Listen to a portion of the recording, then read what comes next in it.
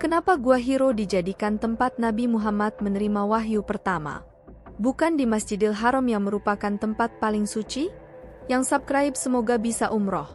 Gua Hiro, yang terletak di puncak Jabal Nur, dekat kota Makkah di Arab Saudi, adalah tempat di mana Nabi Muhammad SAW menerima wahyu pertamanya dari Allah Subhanahu wa Ta'ala.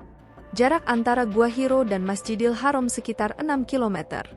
Pada masa Nabi Muhammad SAW, tidak ada permukiman di sekitar Jabal Nur. Hal ini berbeda dengan wilayah Masjidil Haram yang ramai dengan penduduk dan jamaah. Dalam sirah Nabawiyah, Nabi Muhammad SAW, beliau menghabiskan 26 hari menyendiri di Gua Hiro.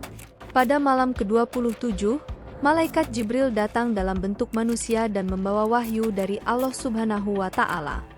Peristiwa ini menandai dimulainya kenabian Muhammad pada usia 40 tahun. Kenapa Nabi Muhammad SAW menerima wahyu sendirian di Gua Hiro, bukan di Masjidil Haram yang merupakan tempat paling suci? Kecerdasan seseorang akan meningkat ketika dia menyendiri dan menjauh dari keramaian. Saat seseorang sendirian dan berpuasa, dia akan melakukan dialog internal yang mendalam.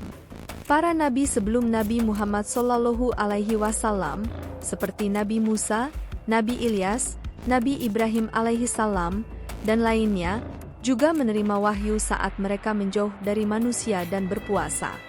Hal ini diakui oleh para penulis ahli sejarah Islam di dunia.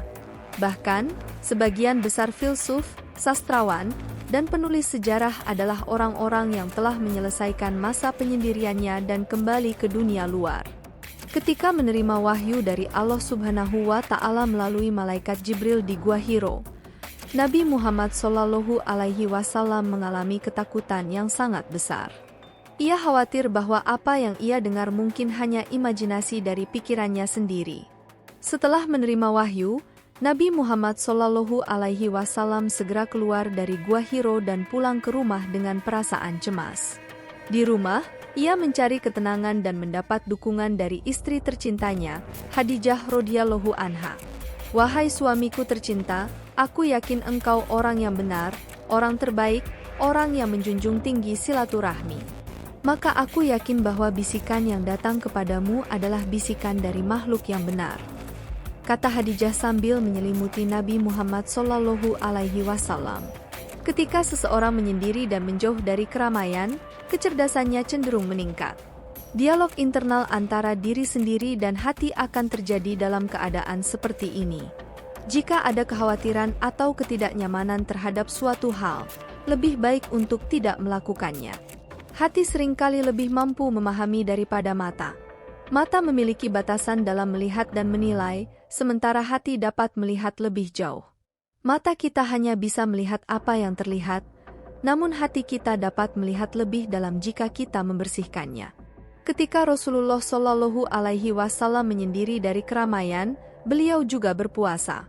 Hal ini menunjukkan bahwa puasa dapat meningkatkan kesadaran spiritual seseorang.